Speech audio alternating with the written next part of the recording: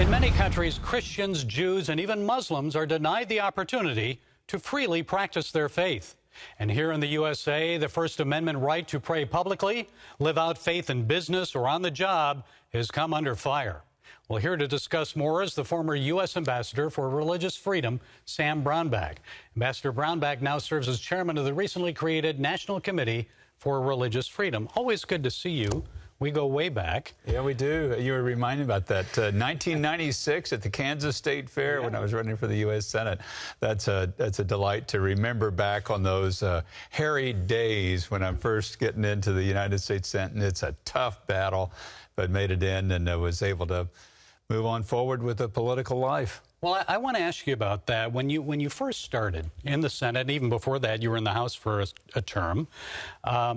When did this passion and this commitment to religious freedom really begin? And who was responsible? Did Frank Wolf encourage that, or did you already have that? No. You know, it was I was just elected in 1996. 1997, I went into the Senate, and there was a lady that came in, started working in my office, Sharon Pate.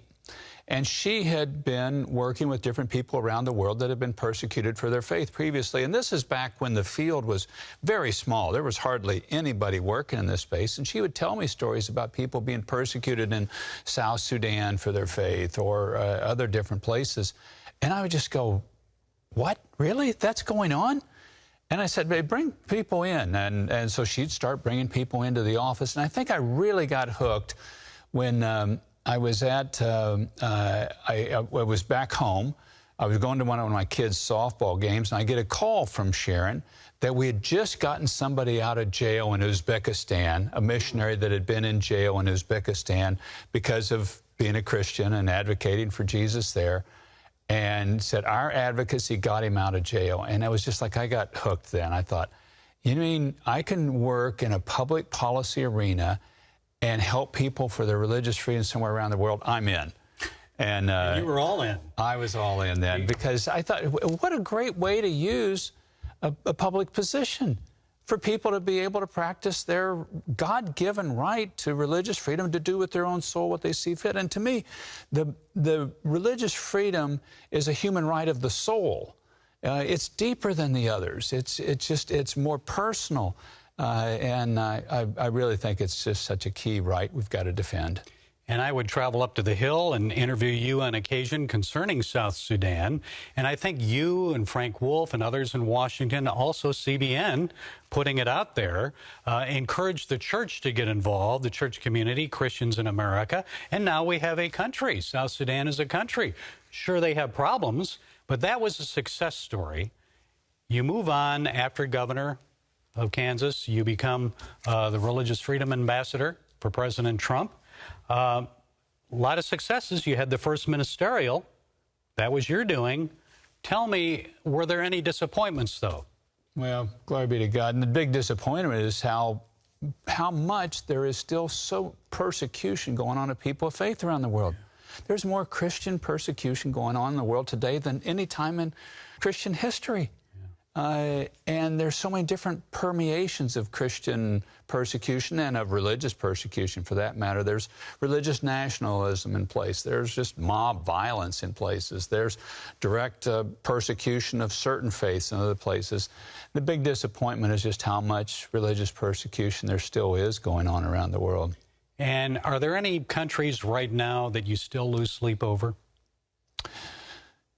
Well, you know, being a man of faith, I try to sleep pretty well, distrusting God, but China really bothers me. And it bothers me because they're testing the future of oppression, this high-tech future where everybody's under a camera and the government has all your genetic samples, and they're moving to digitize the currency so there's not a physical currency, so they could literally shut your money off. Big brother, truly. Completely. If they decide we don't like you, or we don't like how you practice your faith, we don't like what you believe, money's turned off. Wow. Yeah. And that's what's coming when they are moving to digitize their currency. And then they won't stop with just China. They're going to spread that to every place around the world that they can, these sort of controlling systems, particularly to dictatorships and autocratic governments. they're going to be spreading this. So we've got a huge confrontation with China. Are we doing enough then to counter that? I mean, I know President Trump made it a priority, religious freedom around the world. How about this administration? Do you think they're falling short? And if so, what could they do about it? I think they're falling short. I wish they weren't. They're doing more than some other administrations have, but this issue is being so. There's so much religious persecution around the world, and it is such a central human right. This administration says, well, all human rights are equal. And I look at this one as a foundational one, a cornerstone one. You get this one right, you can build your other human rights off of it. And you know, they don't look at it that way. They are doing some good work in places, but you're about to have in Afghanistan a religious genocide. You're going to have a genocide of everybody that doesn't believe Sunni Islam the way the Taliban believes. They're hunting them down now. Yeah. And I don't think we're doing near enough to confront issues like that, or Nigeria. I think we need to do a lot more confronting China. Coming up, more on religious freedom with Ambassador Sam Brownback, who explains why he's shifted his focus from the world to the home front.